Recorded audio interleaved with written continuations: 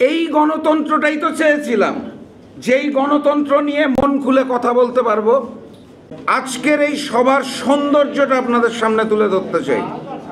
আজকের এই প্রতিষ্ঠাবার্ষিকীর সবার সৌন্দর্যটা হচ্ছে গণতন্ত্র। আজকে এই মঞ্চ এবং আশেপাশে যারা বসে আছে, খেয়াল করে দেখবেন তাদের মধ্যে একটা অংশ পিআরের পক্ষে, একটা অংশ পিআরের বিপক্ষে। একটা অংশ চায় ৭২-এর সংবিধান মুছে ফেলা হোক, ছুঁড়ে ফেলা হোক, আরেকটা অংশ ৭২-এর সংবিধানকে মাথার তাজ হিসেবে এখনো রেখে দিতে চায়।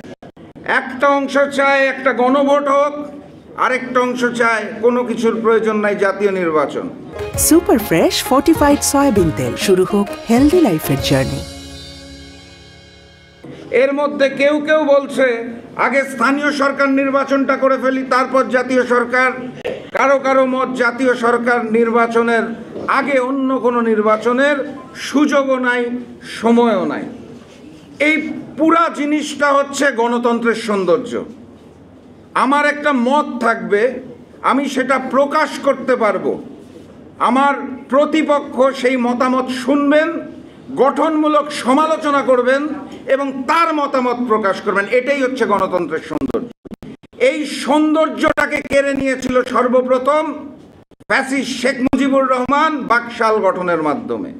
পরবর্তীতে এই সৌন্দর্যটা কেড়ে নিয়েছে তারই কন্যা ফ্যাসিস্ট শেখ হাসিনা। পিতা এবং কন্যা, কণ্ঠরোধ করা হয়েছিল, গণতন্ত্রকে হত্যা করা হয়েছিল, বাক স্বাধীনতাকে হত্যা করা হয়েছিল। আজকের এই সময় এসে আমরা যে যার মত প্রকাশ করতে পারছি, যে যার কথা বলতে পারছি, অপরেরটা শ্রদ্ধা ভরে শুনতে পারছি, এই গণতন্ত্রটাই আমরা চেয়েছিলাম। এখন ভিন্ন ভিন্ন মত থাকতে পারে।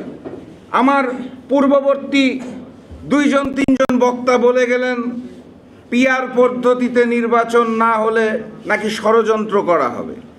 আমি আসলে সকলকে যেটা অত্যন্ত বিনয়ের সাথে অনুরোধ করতে চাই, শব্দ চয়নে আমাদের একটু নিজের দিকে তাকানো উচিত, আয়নার সামনে দাঁড়ানো উচিত।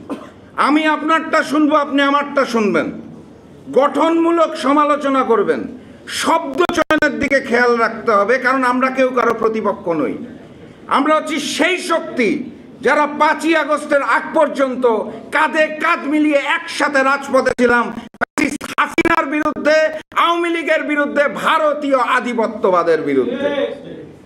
আজকে নির্বাচনকে সামনে রেখে যখন শব্দ চয়নে আমরা একে অপরকে শত্রু বানানোর চেষ্টা করছি এবং বিভিন্ন শব্দের মাধ্যমে একে অপরকে আঘাত করার চেষ্টা করছি, সেই সময় আমাদের মধ্যে একটা দূরত্ব সৃষ্টি হচ্ছে এবং এই দূরত্বটার সুযোগ নেবে হচ্ছে আওয়ামী লীগ।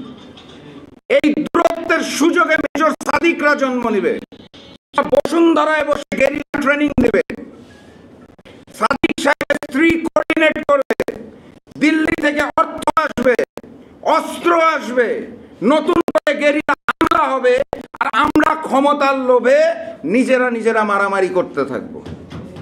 এই জায়গাটা একটু সংযত হতে হবে। একটা মানুষ পিআর পছন্দ করতেই পারে, তার ব্যক্তিগত অধিকার আছে। আরেকটা মানুষ পিআর পদ্ধতি পছন্দ করবে না, সেটাও তার ব্যক্তিগত অধিকার। কিন্তু কোন পদ্ধতিতে নির্বাচন, এইটাকে সামনে রেখে যখন আপনারা কাটা ছোড়াছুড়ি করবেন, একে অপরকে গালাগালি করবেন, এবং আমি অন্যান্য নেতৃবৃন্দকে বিনয়ের সাথে বলতে চাই, আপনাদের শীর্ষ পর্যায়ের নেতৃত্বের দিকে তাকিয়ে দেখেন, কেউ একে অপরকে গালাগালি করছে না। আপনারা মাইক পেলে জাতীয় শব্দ ব্যবহার করা শুরু করেন। নীল নকশা চলছে, ষড়যন্ত্র চলছে। কেন ষড়যন্ত্র? তো বাংলার মাটিতে আওয়ামী লীগ করেছিল। ষড়যন্ত্র হয়েছিল দিল্লি থেকে, পরিচালনা করত র। আজকে একটা জাতীয় নির্বাচন সামনে, কে কার আগে ক্ষমতায় যাব, এই কারণে আমরা উন্মাদ হয়ে নিজের ভাইকে আজকে ধাক্কা দিয়ে সরিয়ে দিচ্ছি। শেখ হাসিনার আমলের পুলিশ যখন গুলি করত, দেখে করত, তুমি বিএনপি, তুমি জামাত, দেখে দেখে গুলি মেরেছিল। জনতার অধিকারের চেয়ারম্যানকে যখন উঠিয়ে নিয়ে গিয়েছিল, তখন দেখেছিল কোন দল? আমাদের যখন আঘাত করা হয়েছিল তখন মেপেছিল এটা বিএনপি না জামাত না জাকপা না জনতার অধিকার না কোন দল নাকি গণ অধিকার? তাদের সামনে আমরা ছিলাম তাদের প্রতিপক্ষ। আমাদের লড়াইটা ছিল গণতন্ত্রের জন্য, স্বাধীনতার জন্য, সার্বভৌমত্বের জন্য।